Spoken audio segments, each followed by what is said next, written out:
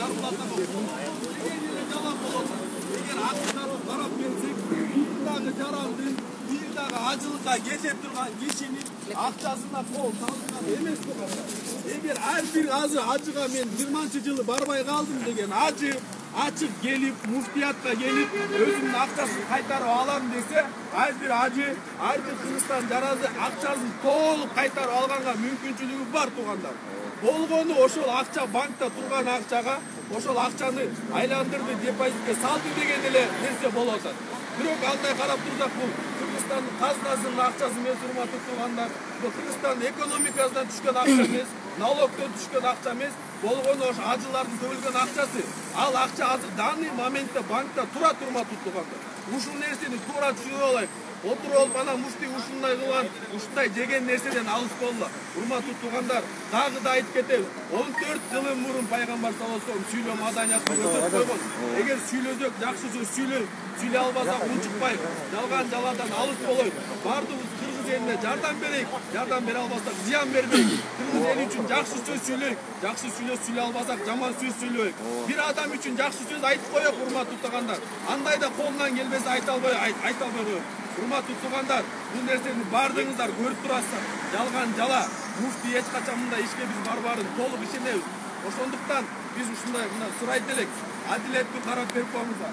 Кайсы мамлекет туруктуу, кайсы адилеттүү мамлекет туруктуу, имансыз болсо дагы, адилетсиз мамлекет туруктуу, имандуу болсо дагы деп. Адилеттүү карап берип коюңуздар, урматтуу туугандар. Бардыгыңыздар да ой пикир бөлүшкөндө адилеттүү пикир бөлүшсөк, Кудай буйруса ак ийлет бирок сынбайт, убакыт келет, кимди ким экенин көрсөтө турмак. Ооба, молодец.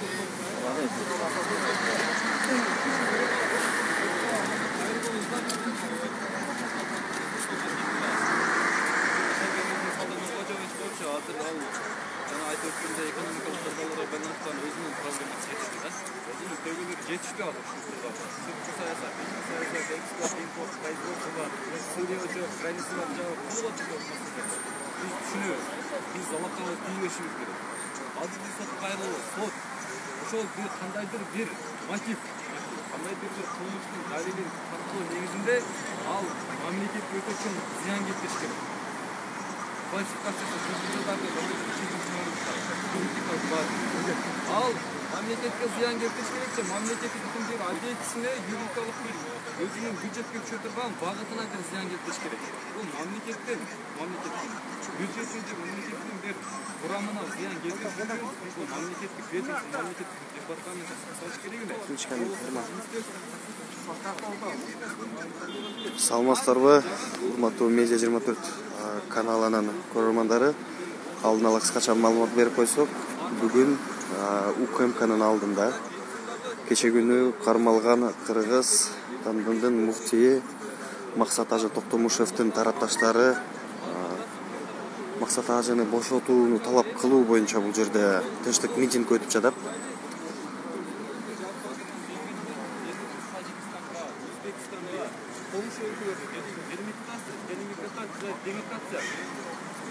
Демократия маселесиндеги чоң рол ойногон мамлекеттер азыр бизди карап жатат. Буларда ишеничтүү болгону бир ошо динден көрүнгөн шатактуу инсандар бар, ошолордун урматына деп. Азыр бир ушул нерседе бир динди үчүнчү бир лицалар, төртүнчү лицалар негизинен ушу диндин кадыр бар деп отурат. Башка коңшу өлкөлөр арасында биздин кадыр бар ноль. Урматтап айткан, сыйлап айткан. Биз чет Европага барсак, силер кайдан десе эч ким кармайт эле. Антыкындары бизде. Биз чет Европага, Азия, Сингапур, Боско барсак, силер кайдан десе кармайт эле. Жубак ажы десе таанийт эле. Максат ажы десе таанийт эле. Уят болбоду, шерменде болбоду.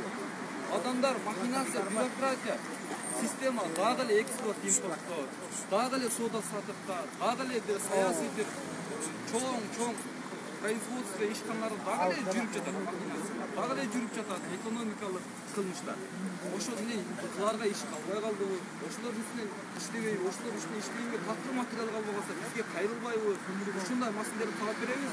Строительный компаниялар боюнча талап беребиз. Очойго тоодой болгон нерселерди. Экспорт, импорт боюнча талап беребиз. Очойго материалдарды. Миллиарддаган пулдар. Анчалаган нерселер офшор системаларга торуп кеткендер бар. Эми ал жеке бизнес иши эмес. Ал ишке барып биз далилдеп бериш үчүн биз отурушубуз керек. ТМК бөлүмүндө жакан ошолорго биз колдон келишинче жардамыбызды бермекпиз. Анан 100 миллион деген сом көчөдө басып жаткан эле анча-мынча миллионердин чөйрөгөн шубагына сом. Ошо 100 миллион сомдун негизинде ушунчалык дүйнөлүк деңгээлде бизде шерменде болушубуздун кажети жок эле. Бирок биздин Кыргызстан ушундай болсо да ушул келечеги кандай болот? Жаштардан Эми тротуарда мындай аптырлар biraz. ошого мен жаштарга кайрылып атырмын. Жаштар акыл Кетирек. бир коомго болгон көз карашыбызды өзгөртсөк жетип калат. Айтмамет ул кандай? Жеке ишкербиз, өзүбүздүн специалисттер чийбиз.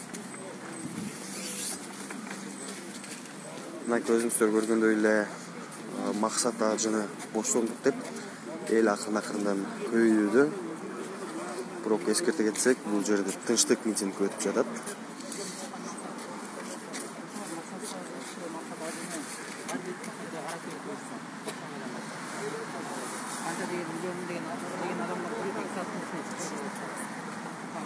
Ешқандай дәлелі жоқ, ешқандай емесі жоқ, ешқандай дәлелі жоқ емес, және қамап кетті да.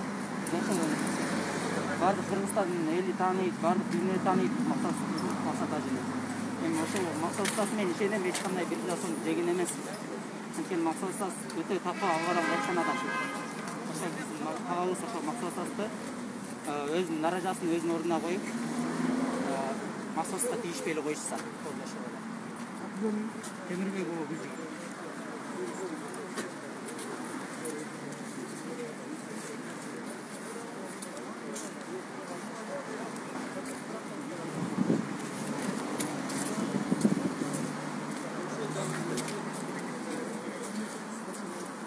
Азыр бул жерден маалымат алган боюнча бул жерге 7 областыбыздын казыяттары келген. Башында ошолор турат.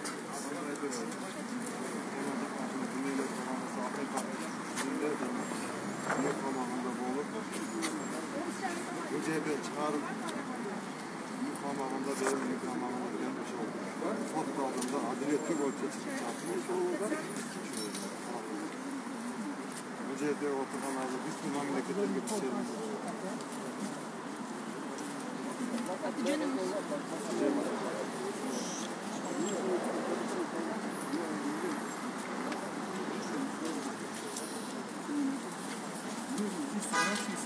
Здесь в основном собрались все те, кто не устраивает сегодняшнее положение вещей, которые происходят с муфтием.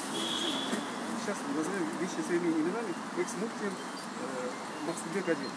Дело в том, что вся эта история похожа на то, что на розыгрыш театральных сцен. Все склоняется к тому, что до этого были такие инциденты, когда к муфтиям были какие-то предъявления, но в итоге все оказывалось, что все это была фейковая информация, их смещали, и они уходили с работы. На этот раз такая же система, этой же системой пользуется ГКНБ, и самое ужасное, что государственный орган, который должен сохранять стабильность и спокойствие в государстве, занимается такими вещами. Вот нас всех это смущает, во-первых. Во-вторых, почему такого человека, видного человека, деятеля, религиозного деятеля, которого знает не только Кыргызстан, не только Бишкек, все мусульманское, постсоветское, даже все мусульманские страны, почему с ним так обращаются, почему его закрыли как какого-то преступника? Всего лишь какие-то обвинения. Мы согласны, пусть все это расследуется на законном поле, пожалуйста, пусть ему предъявят обвинение, пусть расследуется, пусть если суд решит, что он виновен, мы от этого никто не будет к этому притязаний, либо каких-то там незаконных нарушений. Мы только за то, что пусть его, как достойного человека, как гражданина Кыргызстана, отпустят и потом спрашивают, пусть приходит на следствие, пусть его приглашают в суд и так далее. Только из-за этого. Мы все хотим, чтобы все шло на законном правовом уровне, поле. Все, не более. Здесь никаких требований нету, чтобы противоречащие законам Конституции Кыргызстана. Мы просим, чтобы нас услышал Садыр Нургоджоевич, потому что он сам, как бывший человек, который почувствовал это на своем собственном жизненном опыте, вот эту несправедливость системы, мы бы хотели, чтобы он обратил внимание и предпринял меры, потому что он, как гарант Конституции, отвечает за каждого кыргызстанца. Пусть он будет муфтием, пусть он будет попом, пусть он будет простым гражданином, какой бы религии он ни исповедовал, правильно? Только из-за этого мы сюда собрались и выразить свое недовольствие. Все. Вот так. Тажиканов Талгат, город Бишкек. А есть еще кто-нибудь русскоязычный, второй человек? Русскоязычные есть еще?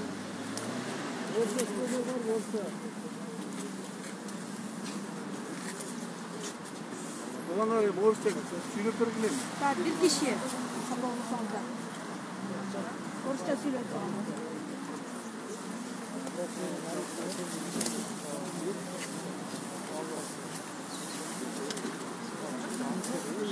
Что там микрофон? У нас бір құлаш текіміз, ә?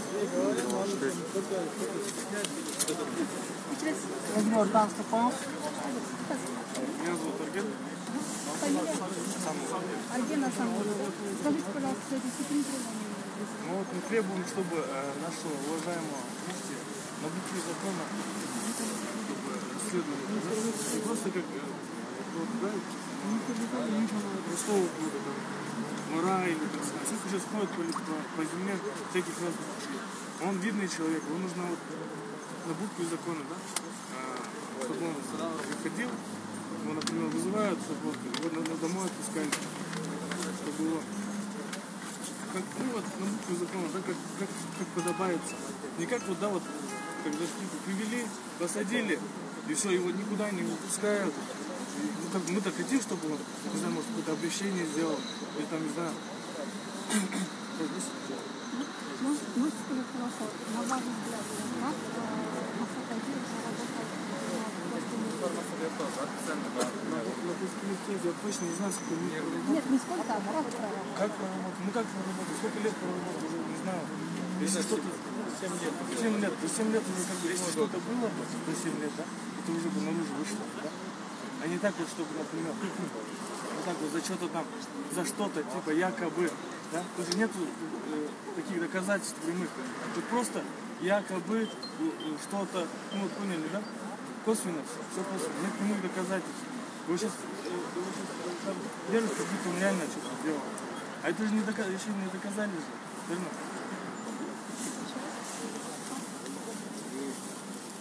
Комиссиясы дела татам. Комиссия дела татам.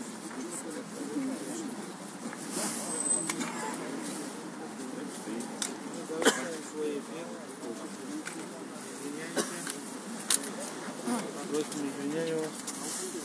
Привет.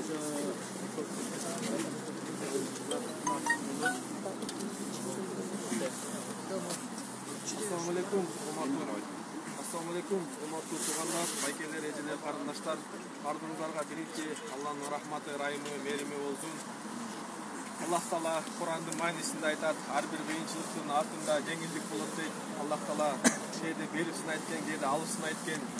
Биздин бүгүнкү чогулган максатыбыз Азирети муфтий Мақсат Ажыны азыр мынакей сот процесси жүрүп ататтыр. Биз азыр ошол нерсе такталганча биз келген максатыбыз мыйзам чегинде эле ошол нерсе каралсын деп атат. Анткени дагы бир чоң улуу адамдардын айтканы бар.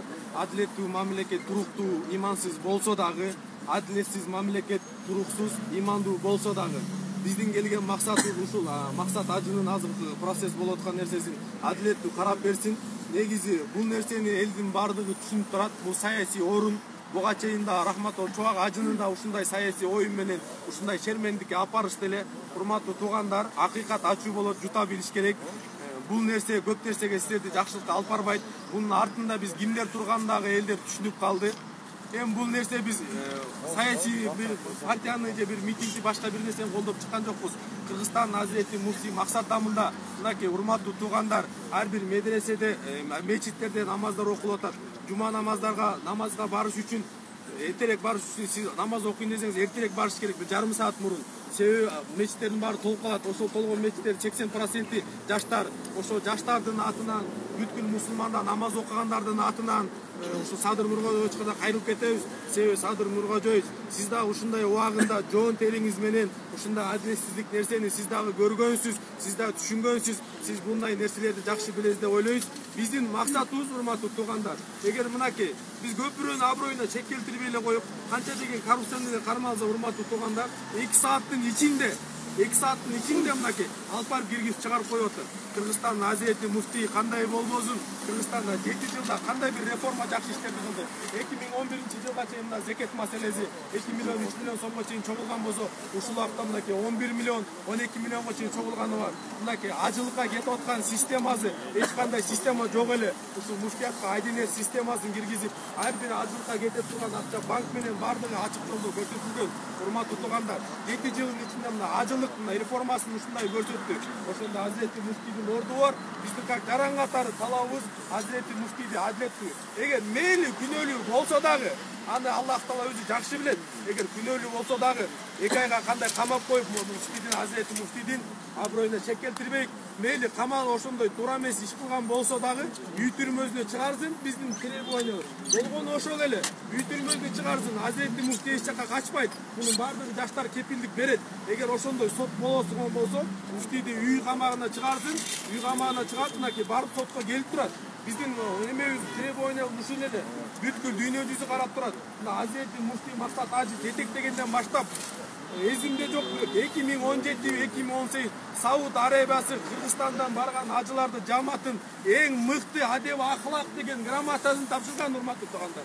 Ушул системага алып келген биздин Азирети муфтий кандайдыр болбосо Кыргызстанга салымын кошо албаса дагы Кыргызстанга зыянын кошкон эмес, урматтуу туугандар. Биздин чогулган максатыбыз Азирети муфтийдин ушу болуп аткан ишин адилеттүү карап берип коюңуздарды өтүнөбүз деген ушул максат менен турган.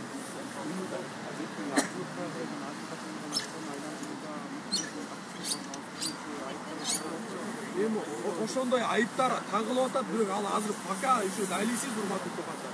Мынакей ошол журналист ошондой болуптур, канча миллион деген нерселерди айтып атат. Эми урматтуу туугандар, мынакей качан бул нерсе 2 ай мурун эле башталган. Мына муфтийге кандай жалаларды жабып баштады. Качан ана муфтий өзүнүн позициясын билдиргенде, мына 3-чү ушу муфтийликке дагы чыгам дегенден кийин мынакей ушундай нерселерге барып атат, урматтуу туугандар. Бул байкелерге ошондой кылып аткан иштерге дагы, ошондой артында турган байкелерге да эскертип кетип элем. Байкелер, алымдын эти уу болот, урматтуу туугандар. Чубак Ажы ушуну айтып боздоп кетти эле. Алымдын эти уу болот, туугандар. Пайгамбар саллаллаху алейхи айткан, алымдар биздин мурасколдор. Ушул алымдар бизди жамандыктан кайтарып жакшылыкка чакырганды үйрөттү. Ушул биздин алымдар мамлекетке өзүнүн пайдасын бергенди үйрөттү. Ушул алымдар биздин бизнестен тапкан пайдабыздан зекеттен бергенди үйрөттү. Ушул алымдар бизди жамандыктан кайтарып жакшылыкка чакырганды үйрөттү. Ушул алымдар бизди кошунабызга мамиле кылганды үйрөттү. Ушул алымдар бизди карыялар үйүнө ата-энебизди таштабай, сен ата-энең бейиш эненин таманынан дегенди үйрөттү. Кандай болбосун биздин алымдар, биздин булардын сыймыгыбыз. Ошондуктан биздин келгендин максатыбыз алымдын өзүнүн сый урматына коюп, адилеттүү. Эгер мейли күнөөлүү болгон болсо, ошонун мыйзам чегинде ошондой өстөрү ошондой кылсын. Бирок биздин алымыбызды азыр Казакстан мамлекети көрүп турат, Саудия мамлекети, бүткүл дүйнөнүн бардыгы кыргыздар кандай кылат экен, кандай действие кылат экен деп карап турат, урматтуу туугандар. Эгер ошондой муфтийдин күнөөсү болгон болсо, бирок биз 100% кепилдик беребиз, Кыргызстандын жаштары бардыгы ушул муфтий Азирети Чубак Ажынын, Максат Ажынын мынакей ошонун тарбиясын алган алымдарбыз. Чубак Ажы, Максат Ажы бизге да айтчу эле, кандай болбосун митингге да чыкпагыла, Кыргызстанга зыяныңарды кошпогула. Жардам берсеңер жардам бергиле, бирок зыян бербегиле. Кыргызстанга жакшы мамиле кылсаңар кылгыла, жакшы мамиле кыла албасаңар Кыргызстандын элдерин кылбагыла деп ушундай насааттарын айткан бизге ушул алымдар, урматтуу туугандар. Оюндун артында мынакей Бурканов деген адамдар турат деп буга чейин дагы мынакей көп эле социал тармактарда көрүп келатасыздар. Азирети муфтийдин орну бирөөгө сөзсүз кызыктар экенин билесиздер, урматтуу туугандар. Рахматов Чубак Ажы Чубак Ажында ушундай кетирерден мурун Чубак Ажыга бир жолу ушундай эскертип айткан, бул адамдар акыйкат үчүн, эл үчүн иштеп бере турган адамдар, кетпей койгондо байланыштуу ушундай саясий оюндарды көрсөтүп, буга чейин да бир муфтийди баягы аял менен тигиндей мындай болду деп жалган жалалардын бардыгын ушундай кылып кетиришип өздөрүнүн адамдарын. Эми мындай, урматтуу туугандар, Biz düşünөбүz. Biz саясатка да негизи аралашпайбыз. Biz өзүбүздүн ишибизди кылып жүргөн адамдарбыз да.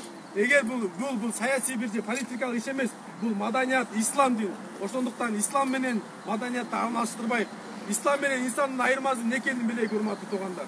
Ошон биздин келген максатыбыз, максат ажыны адилеттүү карап, эгер ошондой күнөөсү болсо, бирок андай күнөөсү жок, эгер болгон болсо, үй камагына чыгарып, ошону адилеттүү сот чыгарып айнай билим. Aynen bilim.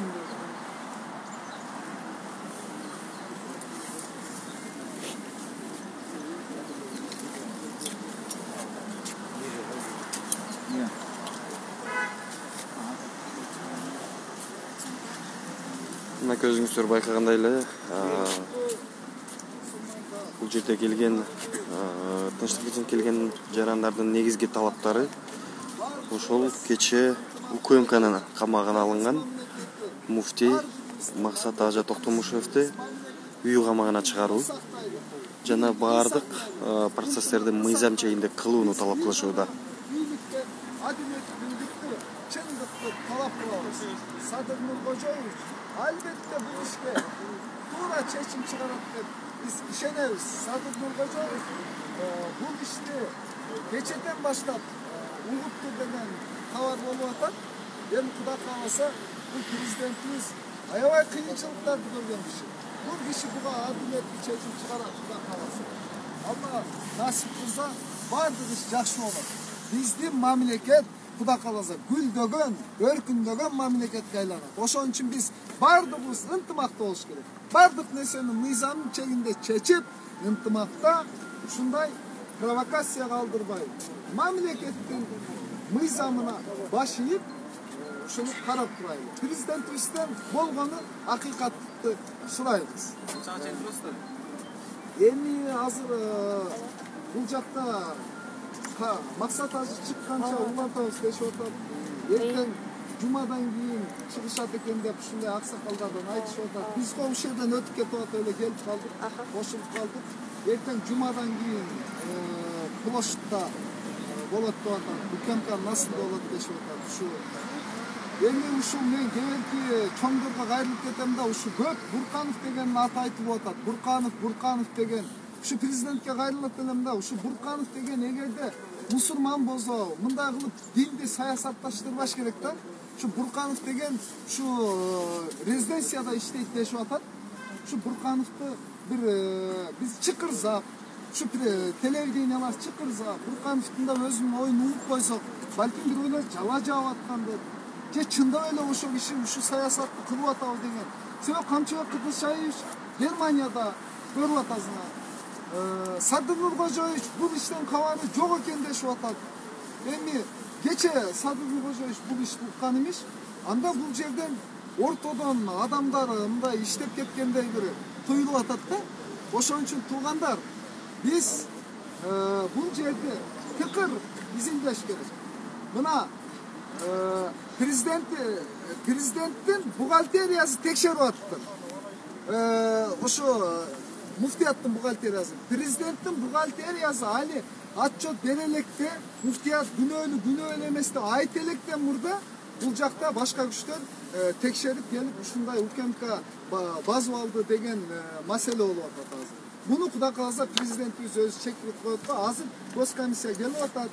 Oşodan suraystar, emne bolgonun, murda Goskomissiada gelip atatlar. Akin Toktanaliyev keletken hazır. Oşol kişi de bu jönde жооп береткен. Prezident köö bolgon eken. 15 gün murda inaugurasiyanın aslında Sadır Nurkocaoviç özü muftiyatka barıp bardık alımlar menен çoğulup süйлöşüp bu meseleni özü süйлöşken eken. Hiç kimde giylişpegile men özüm tekşertemin degen eken. Asıl acılık akçalardagı bardık ordunda kendi otat. Ordunda olsa muftiydi emne üçün karma oturup biz bulga tangalı otabız. Biz ушундай жогонжакта жетекчилерди икемдин ушу жетектеп аткан биздин өзүбүздүн чыган агаларыбыздан дагы сурайбыз, журналисттерге жооп берип коюңуздар. Эмне үчүн акчасы так болсо, акчасы ордунда болсо, эмне үчүн бул өзүнчө бир органга мындай басым болуп атат да. Анан Акин Токтаналиевди айтып атат, бүт Facebookка чыгып кетти. Арзыбек Бурканов бизди чакырып ушуну иштен аласың деп приказ берген деп мына соц тармакка жайылып кетти. Буга Бурканов жооп бериш керек, ответ бериш керек да. Же экөө беттештириш керек. Аким Токтоналиев менен беттештириш. О, соц тармакта интернетке полный жайылып кетти. Арзбек Битманов ушундай госкомиссияны чакырып алып, муфтийди алмаштарында приказ берген экен деп 20 күн мурда ушундай болгон. Мына ушунун негизинде азыр жүрүп атат. Азыр мына көрүп атасыңар, бардыгы Бурканов деп атат. Мен ал кишини көрбөгөн экен, билбеген экен. Балким ал кишиге жала жаап аткандыр. Бул киши жооп бериш керек бул нерсеге. Экөөнү беттештириш керек. Аким Токтоналиев менен Буркановду беттештириш керек да. Ошондо маселе чечилет. Президентибизде эч бир күнөө жок. Президентибиз мындай нерсеге бийлигишпейт го дейм.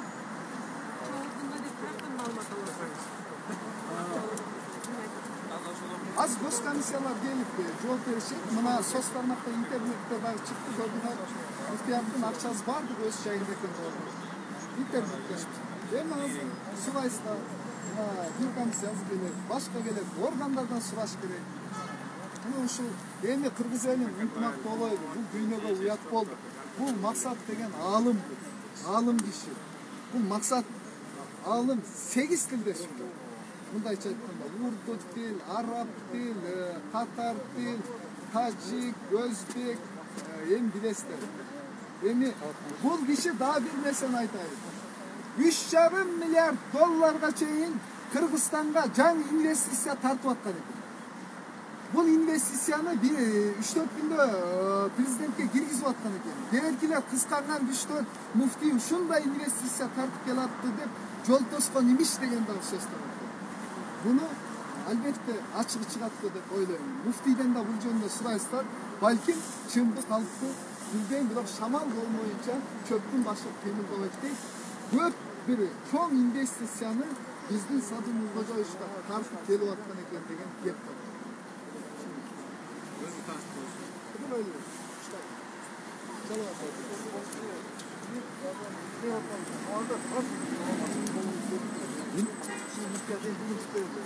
Өзүңүздөр көрүп болгондой эле ошол максат ажына колдоп келген тарапташтары өздөрүнүн ойлорун билдирип атат.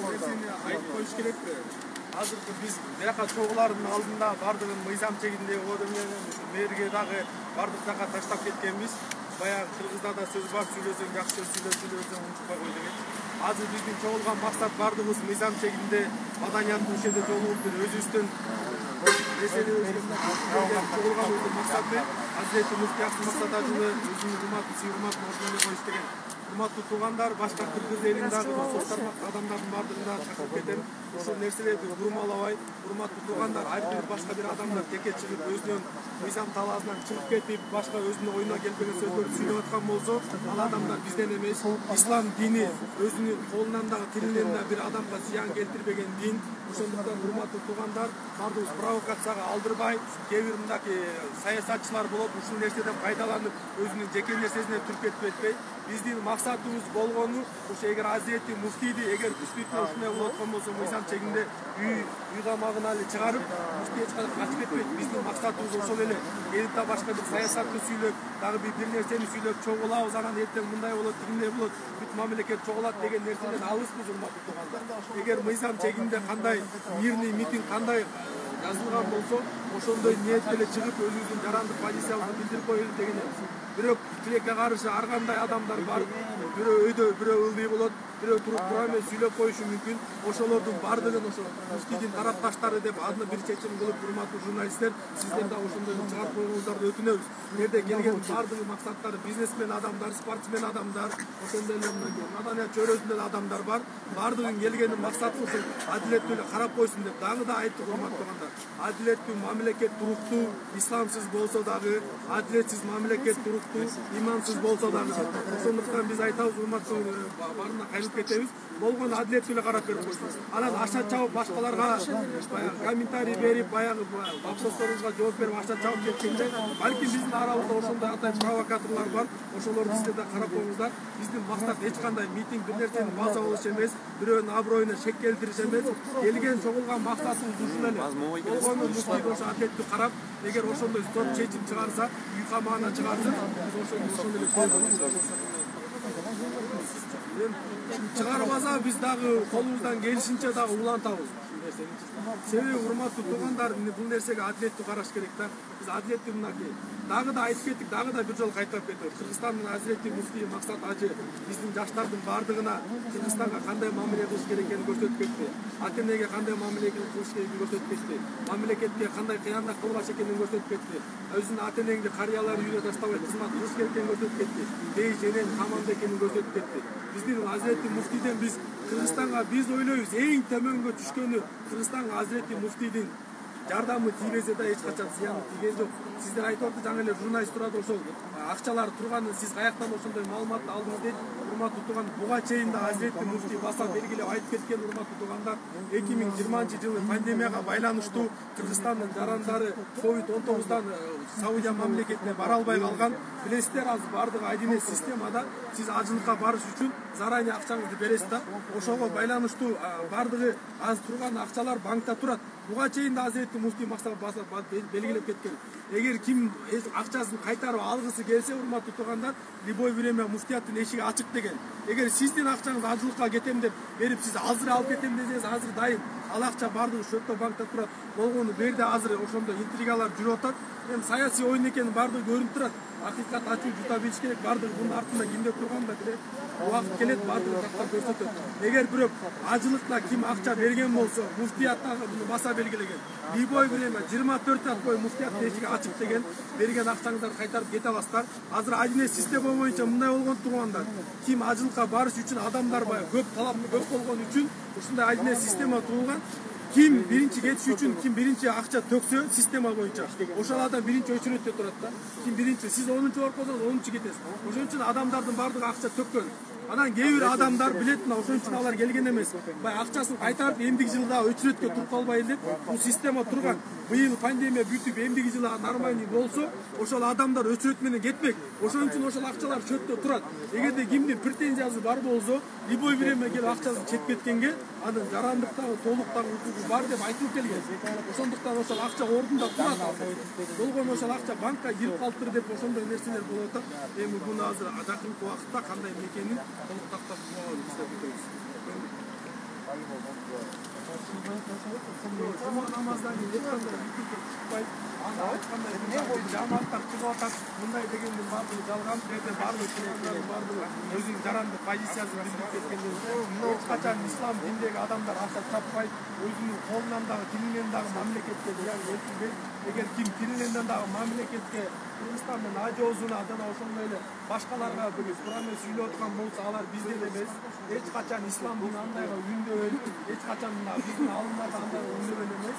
Биз болгону Кыргызстандын бардыгыбыздын максатыбыз намаз окуп айтып кеткендей, бардыгыбыздын оюбуз, пикирибиз Кыргызстандын чындоо, көздүн карайгенде сактоо, ар бирибиздин атылдык милдетибиз. Кудай буйрса, Камчы Кырсайычтан дагы биз жакшы үмүттөбүз. Кудай буйрса, ал адамдарды мынакей заграницага операция болуп аткан экен.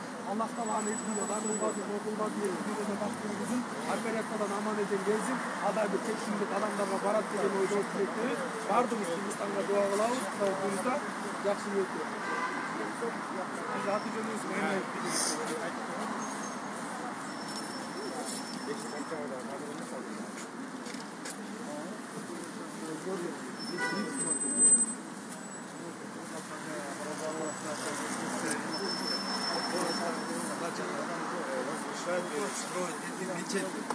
Мечеть — это наше единственное место, где мы Богу молимся и работаем, и справедливость на все наши поколения. Поэтому это такое место, когда здание чисто, тут никакого нету алфавитма, отечества, тут ничего нет. Государство, которое у нас правит, наши президенты, аппараты, депутаты, нам не за что стало хвататься на депутатов, хвататься за это плече. Этот человек делал очень много для народа. Сейчас наши люди не стали бомжами ходить, не стали пить. Стало уважать друг друга. Прекрасно стало отношение между людьми. Несмотря на любая, какая бы нация не была. И вот это теперь наше государство, то есть наши правители, которые чиновники сидят, я думаю, они все взяли за это, что-то хотят заработать за счет ночи, наверное.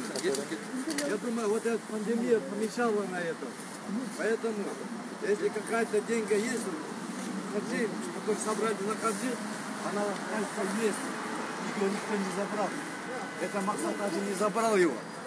Так что пусть они, если у них другая мысль, если не думают, эти люди собрались и зарабатывают.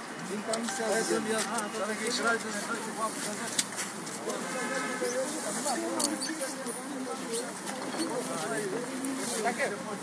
Определенную проверку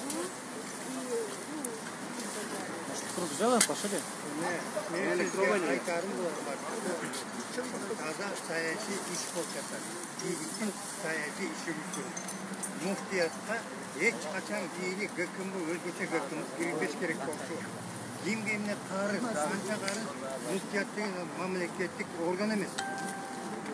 Ишип койду, жеп койду, бюджеттин акчасын жеп койду деп.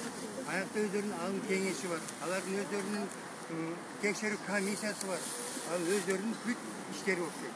Бул эмнеден болду? Саясий иш.